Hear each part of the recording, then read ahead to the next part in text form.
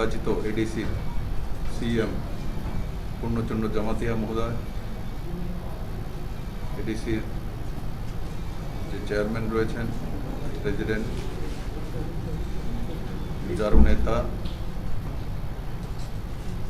जगदीश बाबू जगदीश देववर्मा महोदय और जिनार कठोर परिश्रमे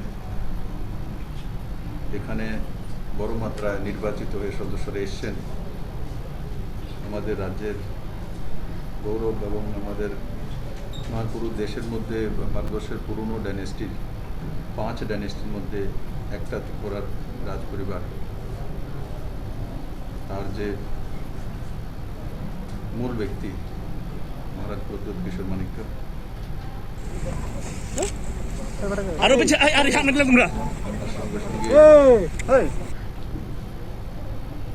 कमल कलई महोदय जिनि स्वास्थ्य विभाग एखाने देखे थाकेन এবং অন্যান্য যে চিফ এক্সিকিউটিভ আমাদের সঙ্গে রয়েছে, আমি সবাইকে সাধুবাদ জানাই এবং ধন্যবাদও জানাই যে আপনারা আমাকে এডিসিতে এই প্রথমবার কোনো অফিসিয়াল মিটিংয়ে আমি এসেছি। মুখ্যমন্ত্রী হওয়ার পর এডিসিতে কোনোদিন অফিসিয়াল মিটিংয়ে আমি আসিনি বা আসার সুযোগ হয়নি। প্রথমেই আমি সবাইকে বলবো এই কোভিড পরিস্থিতিতে নিজের পরিবার এবং নিজেকে সাবধানে রাখা, যে বিধিনিষেধগুলো আছে সেগুলো মেনে চলা, আর তবেই আমরা মানুষের জন্য কাজ করতে পারবো। আজকে যে আমরা অঙ্গীকারবদ্ধ হয়েছি যে আমরা ডেভেলপ করব, কাজ করব, কাজ তখনই করতে পারবো যখন আমার জীবনটা থাকে। আমরা লক্ষ্য করেছি এই কোভিড পরিস্থিতিতে দ্বিতীয় যে ঢেউ, তার মধ্যে অনেক আমাদের মিত্র আমরা কল্পনা করতে পারিনি আমাদেরকে ছেড়ে চলে গেছে। তো সেই জায়গাটা সাবধানতার সঙ্গে থাকা, আর ভ্যাকসিন যেটা ভারত সরকারের মাধ্যমে ত্রিপুরাতে আসছে, যে বিধিনিষেধ নিয়মগুলো আছে সেই নিয়মগুলো মেনে যত বেশি পারা যায় ভ্যাকসিনেশন করিয়ে নেওয়া। আর আমি অত্যন্ত আনন্দের সঙ্গে সেটাও আপনাদের সামনে রাখতে চাই যে আমরা ত্রিপুরাতে 28% টোটাল পপুলেশনের ভ্যাকসিনেটেড করতে সক্ষম হয়েছি। প্রায় 16,27,000-এর কাছাকাছি ডোজ আমরা প্রথম এবং দ্বিতীয় ডোজ দিতে সক্ষম হয়েছি এবং ভারতবর্ষের মধ্যে প্রথম সারিতে ত্রিপুরা রয়েছে। তো সেটা যাতে আরও বেশি বড় মাত্রা করা যেতে পারে সেটার একটা পদক্ষেপ আজকে অনিমেষবাবু এখানে তুলেছিলেন স্বাস্থ্য দপ্তরের প্রিন্সিপাল সেক্রেটারিকে, যে এখানে যাতে রেজিস্ট্রেশন করে 18 to 44 এইজের মধ্যে যারা রয়েছেন করা যেতে পারে। তো তৎক্ষণাৎ ত্রিপুরা সরকারের স্বাস্থ্য দপ্তরের যে প্রিন্সিপাল সেক্রেটারি সেই অনুমতি দিয়ে দিয়েছেন। আমি আশা করি তাতে কোনো নেই, শুধু তার আশপাশের যে এলাকাগুলো উপকৃত হবে। বন্ধুরা, আজকের এই কোভিড পরিস্থিতিতে সবচাইতে প্রয়োজনীয় যেটা হচ্ছে সেটা হচ্ছে অক্সিজেন। আমরা কোনোদিন ভাবিনি যে অক্সিজেন প্লান্ট লাগাতে হবে, কিন্তু এই পরিস্থিতি আমাদেরকে দেখিয়ে দিয়েছে যে শ্বাস প্রশ্বাস নেওয়ার জন্য, জীবনে বেঁচে থাকার জন্য আমাদের পর্যাপ্ত অক্সিজেন দরকার হয়। আর কোভিড পরিস্থিতিতে যখন আমাদের লাঞ্চের মধ্যে সবচেয়ে বেশি অ্যাটাক হয়, তো তার জন্য অক্সিজেন চাই বড় মাত্রায়। তো এখানে ত্রিপুরা সরকারের বাজেট থেকে, সেটা সেন্ট্রাল গভর্নমেন্টের কোনো স্কিমে না হয়, ত্রিপুরা সরকারের বাজেট থেকে প্রায় 1.5 কোটি টাকা খরচা করে অক্সিজেন প্লান্টের ব্যবস্থা করা হচ্ছে। আমি আশা করি জুলাইয়ের মধ্যে সেই অক্সিজেন প্লান্ট তৈরি হয়ে যাবে। এই হসপিটাল আমি বসে আছি, সেই হসপিটাল 50 বেডের হসপিটাল, সেটাকে 10 বেড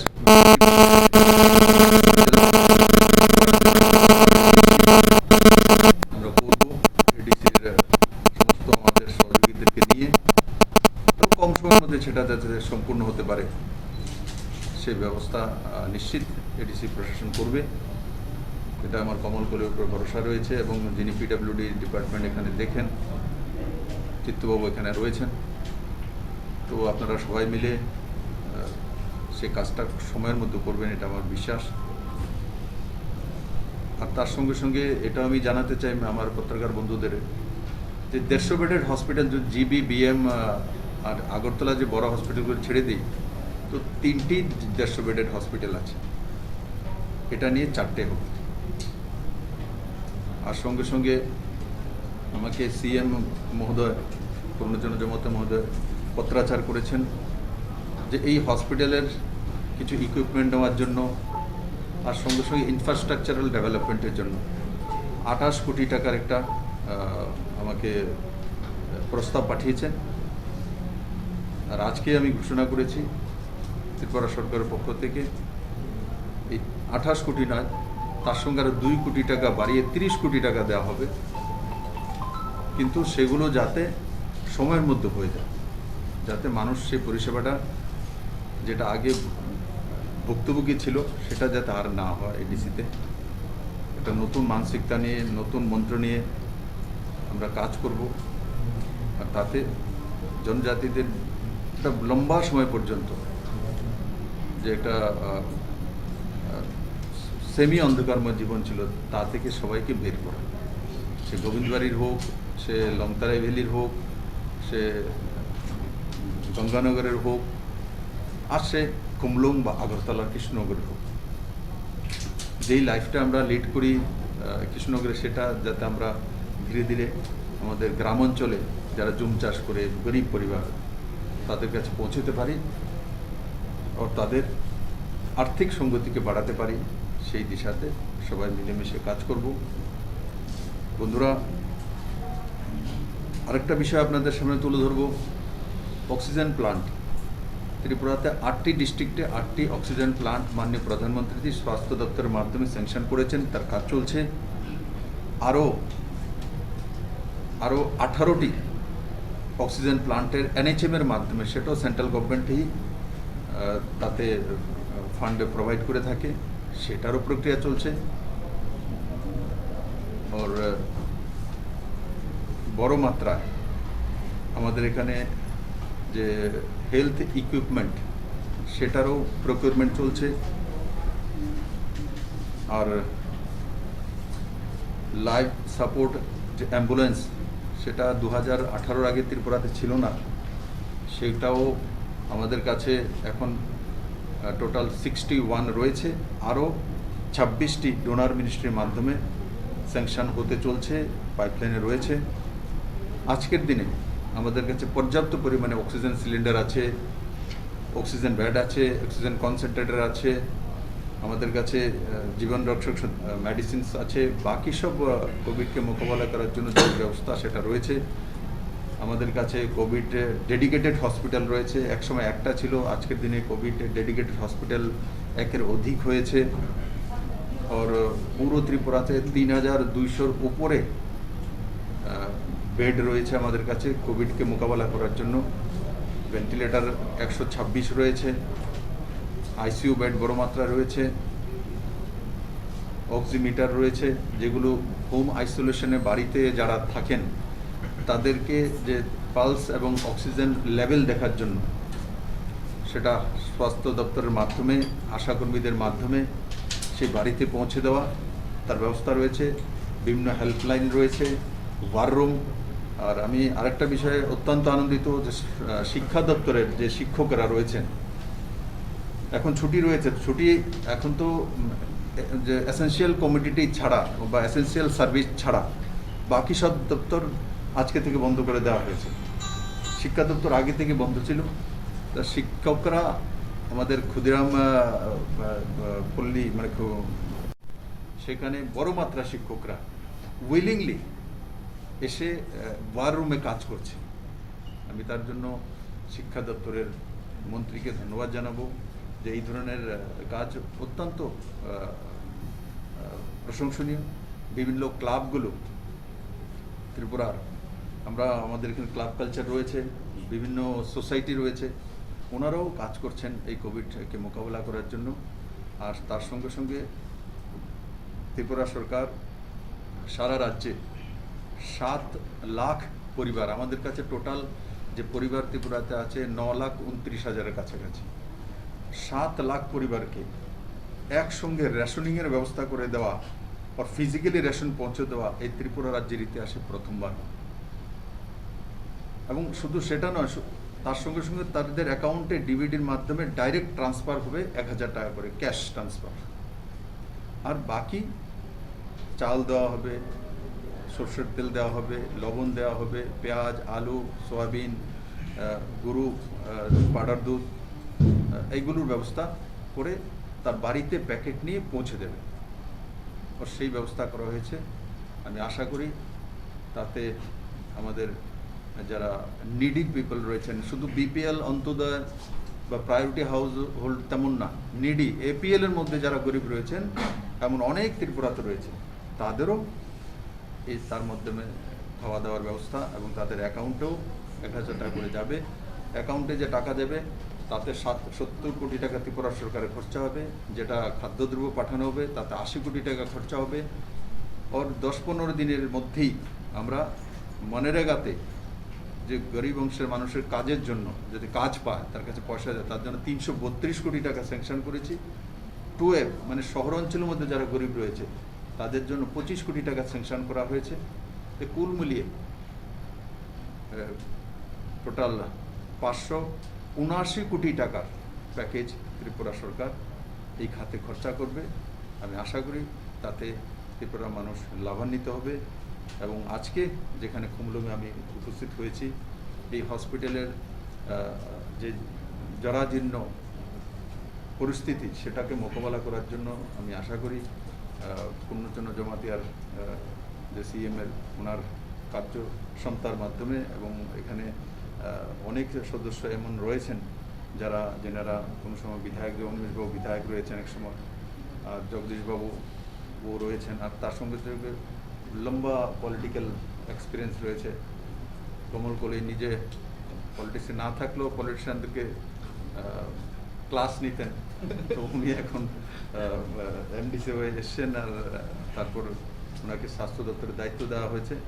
এখন উনি যে ইন্টারভিউ আমাকে নিয়েছিলেন সেই ইন্টারভিউটি আমি ওনার কাছ থেকে নেব, তার জন্য 28 কোটি টাকা চেয়েছে, 30 কোটি টাকা দিয়েছি। কারণ আমাকে যত প্রশ্ন করেছে এই প্রশ্নটি এখন আমি জিজ্ঞাসা করবো কেন হয়নি, কেন হচ্ছে না। তো আমি আশা করি সেটা কমলকলি করতে সক্ষম হবে। আর মহারাজা প্রদ্যোৎ কিশোর মানিককে আমি ধন্যবাদ জানাই যে আপনার পজিটিভিটি আর পজিটিভ থিঙ্কিং নিশ্চিত এডিসির জন্য এক নতুন সৌগাত নিয়ে আসবে। আমি আবারও আপনাদের সবাইকে অনেক অনেক ধন্যবাদ জানাই।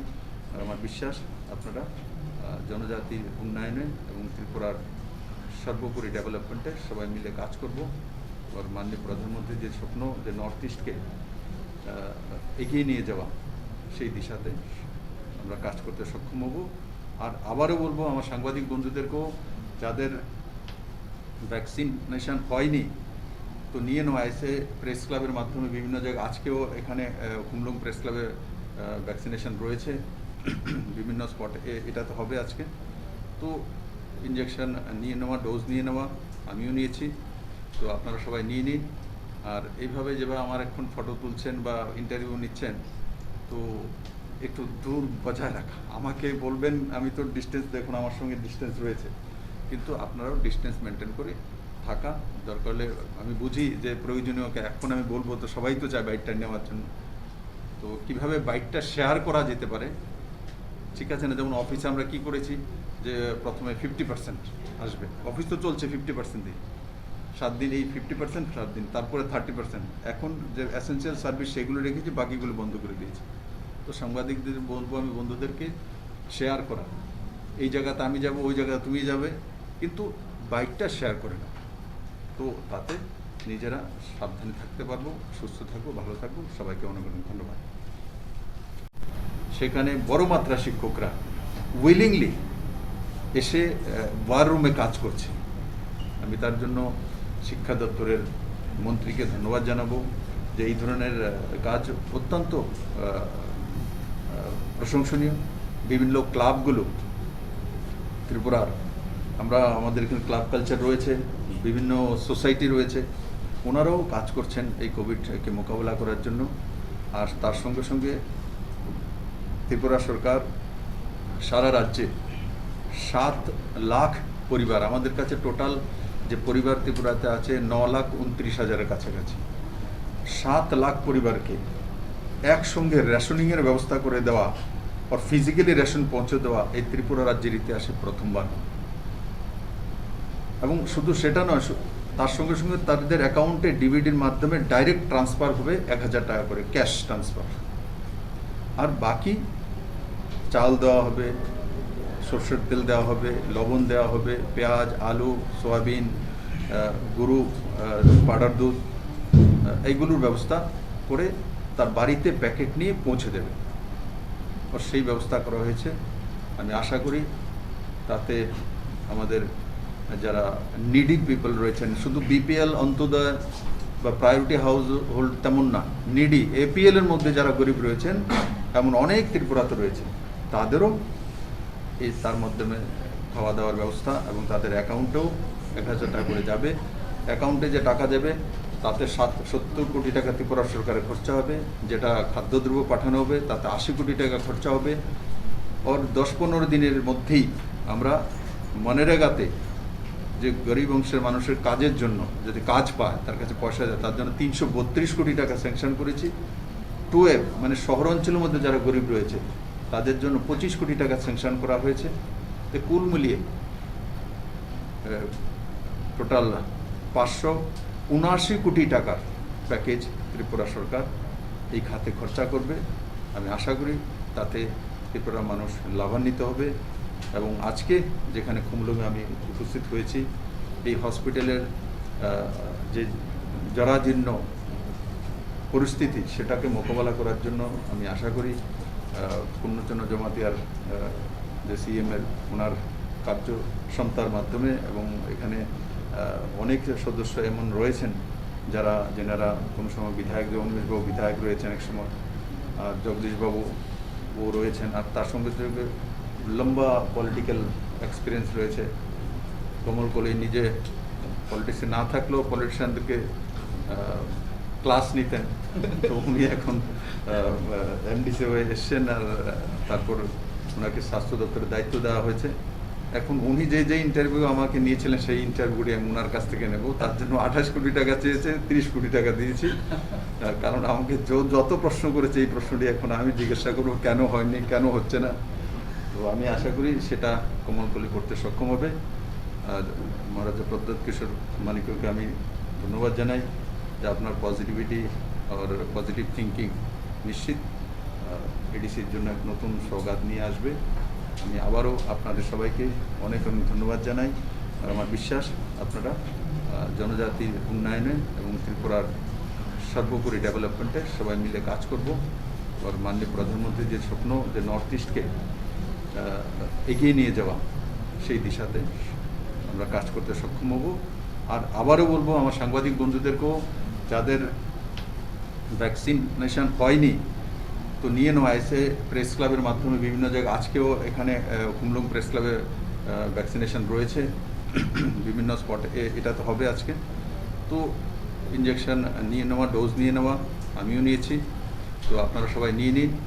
আর এইভাবে যেভাবে আমার এখন ফটো তুলছেন বা ইন্টারভিউ নিচ্ছেন, তো একটু দূর বজায় রাখা, আমাকে বলবেন, আমি তো ডিস্টেন্স, দেখুন আমার সঙ্গে ডিস্টেন্স রয়েছে, কিন্তু আপনারাও ডিস্টেন্স মেনটেন করে থাকা দরকার হলে, আমি বুঝি যে প্রয়োজনীয়, এখন আমি বলবো তো সবাই তো চায় বাইকটা নেওয়ার জন্য, তো কিভাবে বাইকটা শেয়ার করা যেতে পারে, ঠিক আছে না? যেমন অফিসে আমরা কি করেছি যে প্রথমে 50% আসবে, অফিস তো চলছে 50% দিয়ে, 7 দিন এই 50%, 7 দিন, তারপরে 30%। এখন যে এসেন্সিয়াল সার্ভিস সেগুলো রেখেছি, বাকিগুলো বন্ধ করে দিয়েছি। তো সাংবাদিকদের বলবো আমি, বন্ধুদেরকে শেয়ার করা, এই জায়গাতে আমি যাব, ওই জায়গায় তুমি যাবে, কিন্তু বাইকটা শেয়ার করে নাও, তো তাতে নিজেরা সাবধানে থাকতে পারবো, সুস্থ থাকবো, ভালো থাকবো। সবাইকে অনেক অনেক ধন্যবাদ। इम्पोर्टेंट चीज़ है कि कोरोना के टाइम हमें ये नहीं किसी भी पहले प्रशासन के बारे में कुछ बोलना भी नहीं चाहिए, ठीक भी नहीं है। जब हमने चार्ज लिया इस काउंसिल का, तो मेरे संग मेरे सीए, मेरे हेल्थ मिनिस्टर, हम लोग सब आए थे और हमने देखा कि यहाँ में काफ़ी कठिनाई है। पिछले 3 साल से एक्सरे मशीन काम नहीं कर रहा है, यहाँ में ऑक्सीजन की का कोई सुविधा नहीं है, यहाँ में डॉक्टर्स बहुत कष्ट से काम कर रहे हैं, यहाँ में इंफ्रास्ट्रक्चर में हमारे विमेंस के लिए सेपरेट बाथरूम भी नहीं है। तो ये सब देखकर हमने 2 बार यहाँ में हम खुद आए थे, सबसे इंटरेक्शन किया। उसके बाद हमने एक प्रपोजल स्टेट गवर्नमेंट को दिया कि आप पूरे त्रिपुरा में ऑक्सीजन प्लांट्स लगा रहे हैं। खुमुलुंग में ये एक हॉस्पिटल है जिसमें एरिया सब है, बिल्डिंग्स हैं, लेकिन हमने मेंटेन नहीं किया है और हमने इसमें कोई पेशेंट्स के लिए कुछ प्रोवाइड नहीं किया। तो हमने ये दरख्वास्त स्वयं हम और हमारे सीएम, हमारे हेल्थ मिनिस्ट्री, हम लोग जाकर सीएम से मिले और हमने उनको दरख्वास्त किया और स्टेट गवर्नमेंट ने रिस्पॉन्ड किया। मैं नहीं बिलीव करता हूँ कि मुझे नेगेटिव राजनीति करनी चाहिए कोरोना के टाइम में। अगर हम कंस्ट्रक्टिव काम कर सकते हैं लोगों के हित के लिए तो मैं ज़रूर करूँगा। आने वाले दिन में यहाँ में और भी बहुत चीज़ हमको बनाना है। सब प्रेशर अगरतला में नहीं होना चाहिए। कोई भी मरीज़ बीमार हो उनको हमेशा अगरतला जाने का दरकार नहीं होना चाहिए। हमें अपने ही एरिया में उनको भी एक रिलीफ का एक मौका देना चाहिए। और मुझे लगता है कि अगर हमने इससे काम किया तो हेल्थ केयर एक बहुत इम्पोर्टेंट इशू है और हम उसको मिलकर ठीक कर सकते हैं। Thank you. মে 2021 আমাদের সৌভাগ্য আজকে রাজ্যবাসীর জন্য এবং অত্র এলাকার এই খুমুলুং এলাকার জনগণের জন্য এবং সারা ত্রিপুরা রাজ্যের জন্য একটি খুশির বার্তা যে আমাদের এডিসিতে সরকার আসার পর আমরা শপথ গ্রহণ করার পর প্রথম আমাদের ইসি মিটিংয়ে আমরা কথা বলে নিয়েছিলাম যে আমাদের এখানে একটা অক্সিজেন প্ল্যান্ট হোক, যেহেতু মহামারী করোনা প্রকোপ চলছে সারা পৃথিবীব্যাপী এবং আমাদের দেশে, আমাদের রাজ্যেও। তো এই প্রকোপের থেকে রেহাই পাওয়ার জন্য আমাদের অক্সিজেনের কারণেই অনেকে প্রাণহানি হয়েছে সারা দেশে, সারা পৃথিবীতে।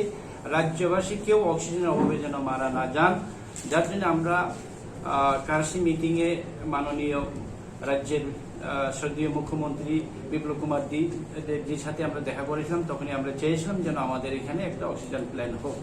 আমাদের এই আবেদন, আমাদের চাহিদা আমরা যখন দাবি রাখি, তাকে সাড়া দিয়ে আজকে আমাদের খুমুলুংয়ের খেরেংবা সিএসসি সেন্টারে আপনারা দেখলেন 150 litre per minute oxygen generation plant, medical oxygen general plan আজকে ভিত্তিপ্রস্তর স্থাপন হলো। এর সাথে সাথে আমাদের রাজ্যের মাননীয় মুখ্যমন্ত্রী আমাদেরকে আরো কিছু আজকে দেওয়ার জন্য আশ্বাস দিলেন এবং তা আমরা বিগত এডিসি গঠন হওয়ার পর এত কিছু বড় মাত্রায় স্বাস্থ্য পরিষেবার জন্য যেটুকু এডিসিতে দরকার, হসপিটালে যা দরকার তা আমরা কখনো পাইনি। আমরা নিশ্চিত আজকে আমাদের রাজ্যবাসীর জন্য একটা সুখবর এবং বার্তা যাবে যে অ্যাকচুয়ালি আমরা এডিসি প্রশাসন এবং রাজ্য সরকার এই করোনা প্রকোপে হাতে হাত মিলে আমরা কাজ করব। তাতে প্রথম স্টেপ আমরা আজকে মাননীয় মুখ্যমন্ত্রী নিজেই এটা ঘোষণা করবেন।